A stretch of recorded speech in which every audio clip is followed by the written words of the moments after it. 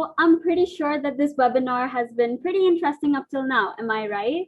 But don't worry, it just gets more interesting ahead. Our next panelist is someone whom we have been extremely excited to have, and his name is Zeke Thomas. Joshua Zeke Thomas is the embodiment of perseverance. The Detroit native inherited this valuable trait from his father, NBA Hall of Fame point guard Isiah Thomas. That passion and the unyielding drive to achieve greatness is in his DNA and has been exemplified and encouraged since birth. It's what fueled Zeke's diverse endeavors, from becoming a renowned open format DJ to a sought after MC and a host, a dedicated human rights and mental health awareness advocate to a forward thinking businessman. It has also helped him overcome mountainous obstacles as a rape survivor and mental health awareness advocate. And it has also set him on an undeniable path to make a real impact. Moreover, as an in-demand DJ, Zeke has shared the stage with and performed for celebrities including Diana Ross, Jay-Z, Lady Gaga, Snoop Dogg, Ludacris, Michelle Obama, and Cher. For multiple years, he was welcomed as an official NBA All-Star DJ, even spinning a few events with Shaquille O'Neal, aka DJ Diesel, behind the decks. And he's also been broadcast into homes across the country, performing on Good Morning America, Arise360 TV, Sirius XM, and has been featured on VH1 producing for Lala's Full Court Live cast member and friend, Poe Johnson.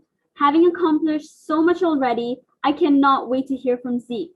Zeke will now be interviewed on topics like mental health being the key to education and his family nonprofit called Mary's Court Foundation. So hello there, Zeke. I hope you're doing well today, and I want to thank you for making the time to be a part of this event with us today.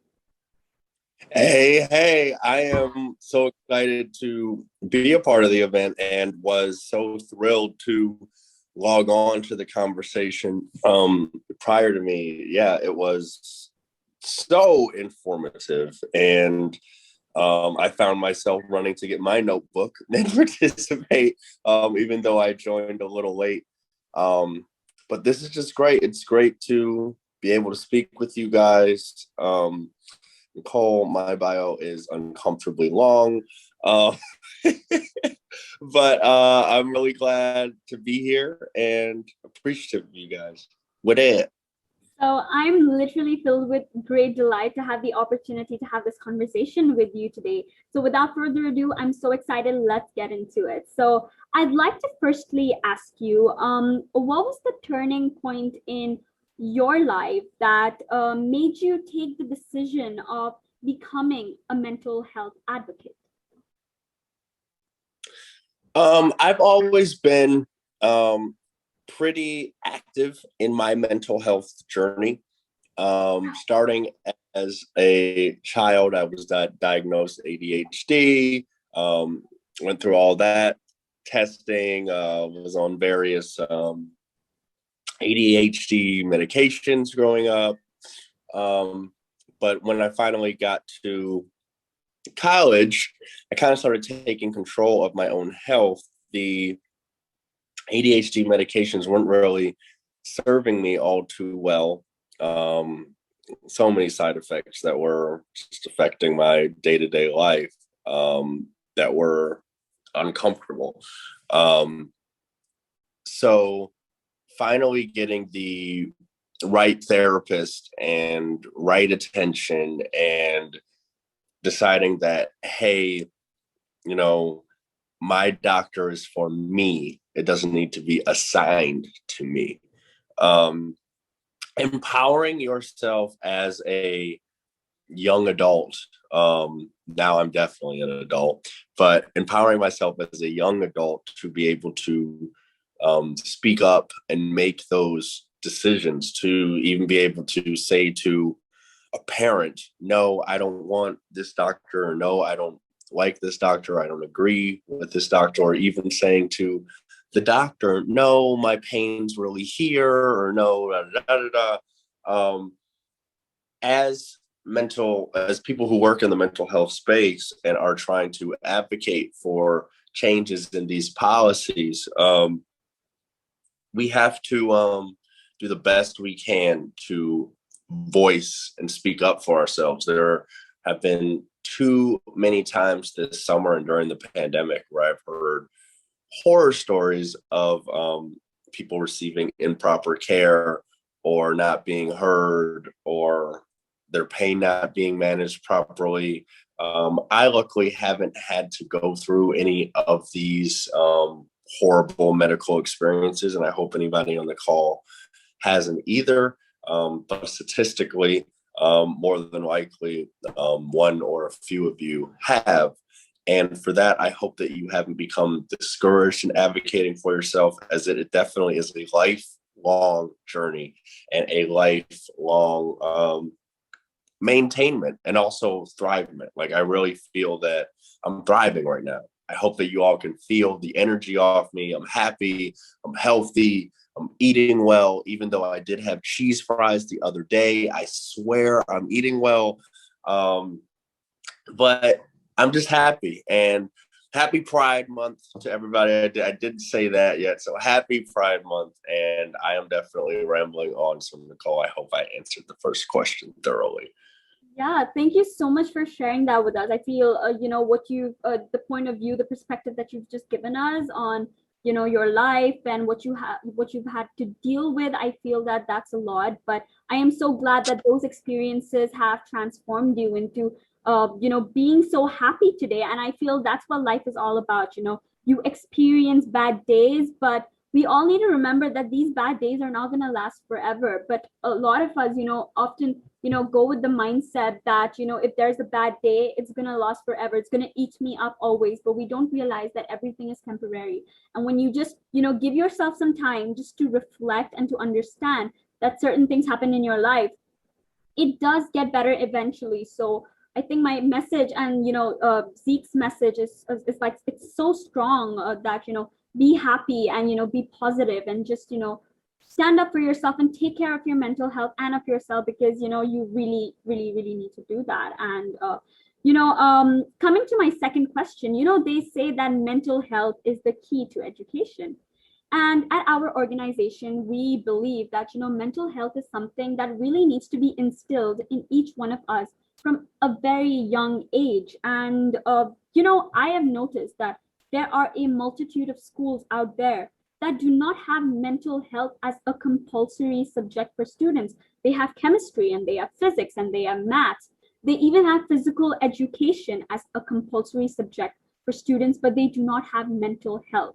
And I just wanted to know, what are your thoughts on that? And do you wish to do something about it to urge a large number of schools to be able to take mental health more seriously?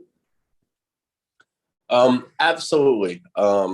I've worked on Title IX legislation with a few House members and staffers in Congress a few years ago. This was actually during the Trump administration. So that was a heavy push. But we as a society have to get better at recognizing that our physical needs are mostly always met. And that means, your body, we all, some of us love our bodies, some of us don't. We can all nitpick at our bodies, but our bodies, for the most part, are generally fine. Like, we're all here, we're all present. Maybe we got like a few nicks, burns, whatever it is, broken leg, that'll, again, like Nicole said, it'll heal in like 5-6 months. But, we do a good job at, picking our bodies, putting on a Band-Aid. But if you have a bad day, there's really no Band-Aid for your brain per se, or you have to actively go and seek that. They do make it, or people, the system is set up to be difficult for you to get your mental health handled, which is unfortunate. Many public universities and high school municipalities, one guidance counselor for every 2,500 kids. That ain't good. The statistics at actually University of North Carolina, Chapel Hill, were so staggering to me. They had 4 guidance counselors for a university population of, I think it's 45,000 kids. Like, you couldn't see every single kid for an hour if you tried. Really, really hard. So yes, financial resources aren't there or made a priority as much as they are in other subjects, like you just mentioned. Yes, physical education, music education, they are essential components, I believe, to a child's development. Just like you said, having somebody speak with the mental health, I often feel, one of the things that, I didn't do as much as a kid or as a adolescent, stretching, like just the habit of stretching, learning to breathe and calm yourself down properly. It's the things that we do quite simply. Like, I'm sure all of you got up this morning, hopefully brushed your teeth. It's those simple minuscule tasks that really can build your mental health in a positive direction, just in terms of, hey, got to brush my teeth, walk my dog, made my bed, ate something quick, got on this Zoom, ready for y'all. If I hadn't completed all 4 of those tasks prior to you guys, I don't think I would be the same, going with the flow. So generally I tell people, because there aren't as many access points for mental health or guidance counselors or whatever, the best way to take accountability for your mental health, a lot of times people, they think you got to get on the couch and talk to the therapist, or you got whatever. Yes, those things are severely important, but the step to get there sometimes and often is just doing the simple things in your day. Depression and anxiety and all those things, they stop you. Generally just stop you and you can't do anything. So try to do something small, and then something small after that, and something small after that. You got to give yourself little wins. Thursday night is trash and recycling night in my house. If I don't take the trash and recycling out on Thursday night, I feel like I didn't complete that task. And I feel like that slows me down, and then whatever. So I encourage everybody to get into solid routines. And yes, I hope that funding gets passed down to mental health stuff. I think that we are in a climate now where people are much more receptive to this, and Gen Z, y'all got a chance to push it over the hill and start to get some real stuff flowing. But it's good to see that the page is turning.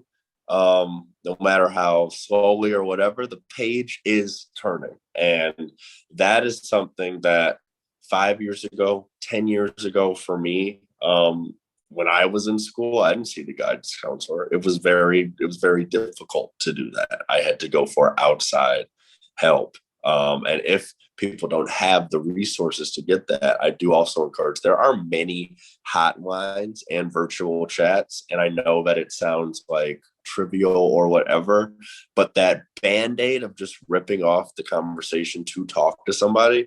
I mean, even if it's me or somebody on Instagram, I mean, we all have sent like the page-long paragraph text that we're like, I don't know this person, but it felt good to get it out, didn't it? So the more we can get that out to people who can serve us, give us an opinion, give us love, compassion, let's do that more. I totally, that was a very impactful response, and that was so detailed. And yeah, I mean, there's so much that goes into it when you talk about mental health, but I think it's really important to establish routines for ourselves, just like how we do, before we attend school or, an event like this. I just, totally agree with all that you've had to say there. And as the Gen Z, as Gen Zers here, I feel we all need to take that step, This is our time to voice our cause. For all you panelists and attendees present here, I'm pretty sure most of us are teenagers and school going or university going students. And I think it's important that you guys approach your faculty and your staff and, tell them that, hey, we need mental health prioritized for all of us, because we can't just be studying 24/7. We're not robots. And, I feel it's important that we all use our voice and, use it in the right way and, channeling that appropriately, because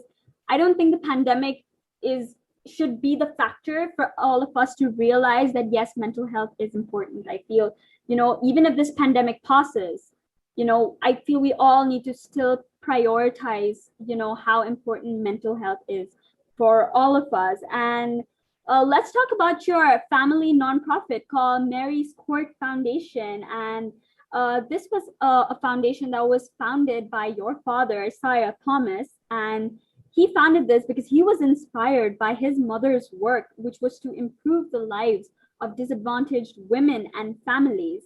And he founded this in her honor, which is a really, really, really great thing to do, to found an organization in your parents' honor. I feel that's really great. I'm pretty sure he'll be getting abundant blessings from his mom right now, And this foundation supports the health, safety, and personal achievement of Chicago's youth, as well as youth around the country.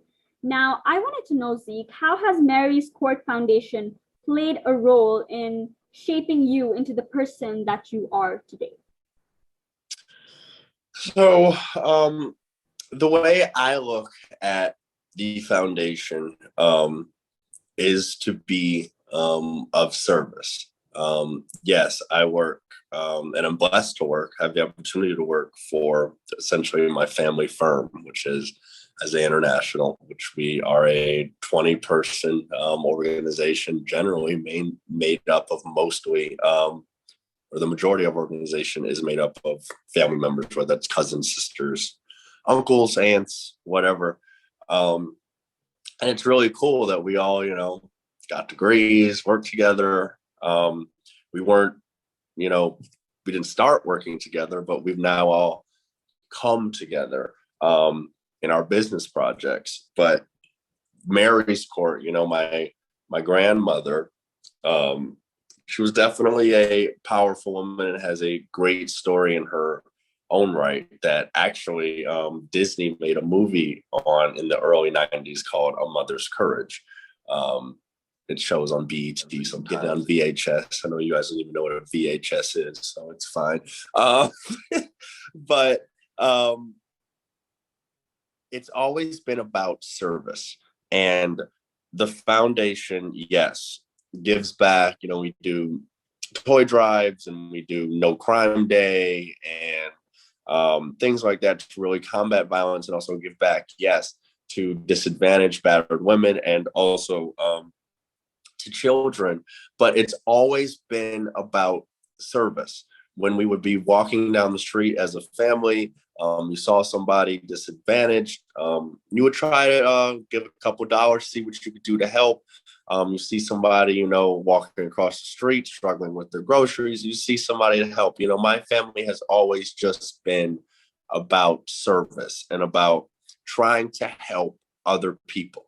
Now, we don't have, billions of dollars to save the planet, but, raising money for the foundation and being able to contribute some dollars is great. But what I think mainly makes me so proud of Mary's Court is we give time. My dad will come out and speak and hang out with children and give basketball lessons and even talk to adults and former gang members and, people who will listen to him or want to resonate and have conversations to resonate around him. I just think that, we all forget and concentrate so much on the donation or which organization is, et cetera, that we forget that oftentimes, we are helping every single day or in a moment of the day. We have helped somebody or helped the greater good by just, holding the door open for somebody. The simple things that we do of service do truly add up and then will lead to greater opportunities and greater ideas of service in your future.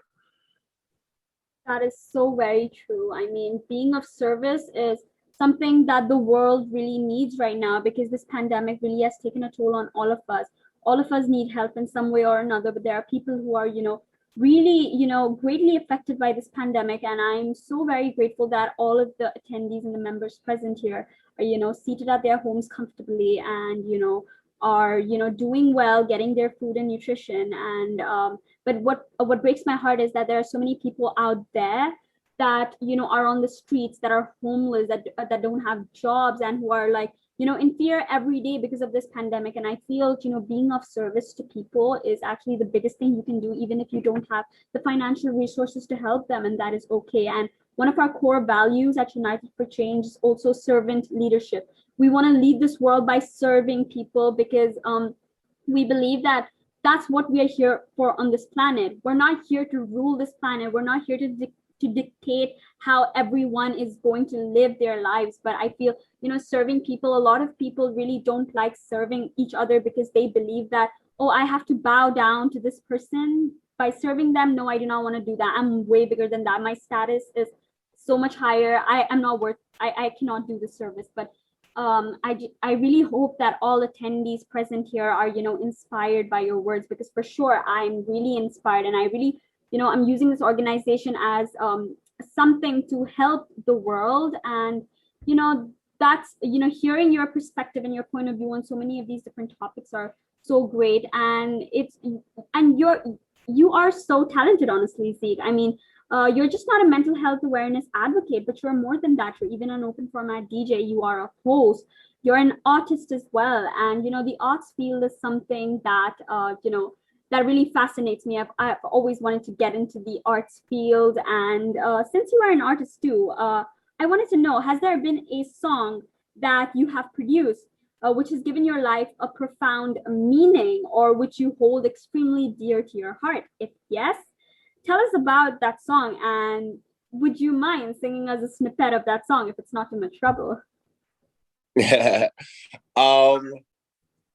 Honestly, I don't. When you ask that question, the song that pops up for me, there's two songs that pop up for me that are not mine. So I'm going to say those first. It'd be Michael Jackson, Another Part of Me. And oh my God, I'm missing this woman's name, and I'm not going to say it right. So I'm gonna Google it real quick.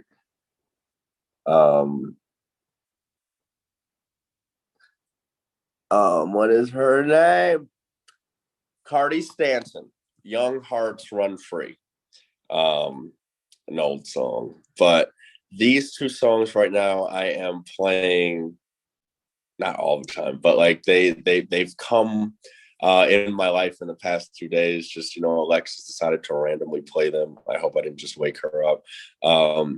But those songs really, they make me dance, and they bring immediate smile and satisfaction and wanting to be with community.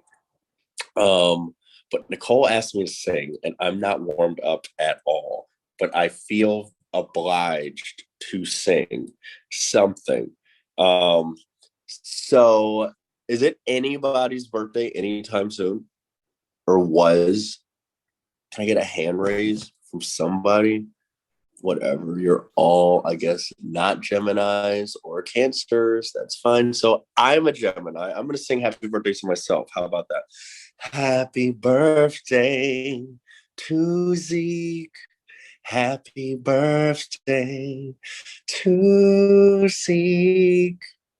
Happy birthday to me. Happy birthday to me, and many more. I know that's not what you were expecting and requesting, but I couldn't think of a song, because most of the songs I've written are generally one-liner dance tracks. There is a song I've written that's a bit more singy, but young heart Run free. Y'all just need to be dancing to that like all the rest of the day. You need to get it, listen to it. I know it's old, but I promise you, you'll be dancing around the house and your families will appreciate you. They're like, what you know about this? I'm like, I know about this. You know what I mean? Zeke, put me on. Oh my gosh, you radiate so much of positivity. I mean, it's so cool having you at our event because literally I've been smiling the entire time. You radiate so much of positivity. And yes, happy birthday to you, in advance. I know your birthday's coming up someday soon, but so happy birthday to all of us. It was last week. Oh, I'm so sorry. Happy belated birthday. No, thank you. Yeah, it was last week. Yeah, it was good. That was really great, honestly. This little session was so much fun, and I'm so glad we, had a little fun, and all of our attendees had fun as well. And that brings me to my last question. So it's been such a fun time, honestly. And this question again, it's a little more serious. It's around mental health again. So, how do you aim to get rid of the mental health stigmas, especially those associated with societal disapprovals? Now, in society, there are a lot of norms, that, oh, you mustn't talk about this. You should keep this to yourself, and you shouldn't go to your parents and talk to them about this. Have you any respect for yourself and the others around you? There's a lot that society, plays a role, especially in mental health, that people are very, that people often neglect their mental health because of this. For example, in certain communities, it's still, unacceptable to be gay or to be lesbian, to like a person of, the same gender. It's totally unacceptable in some societies.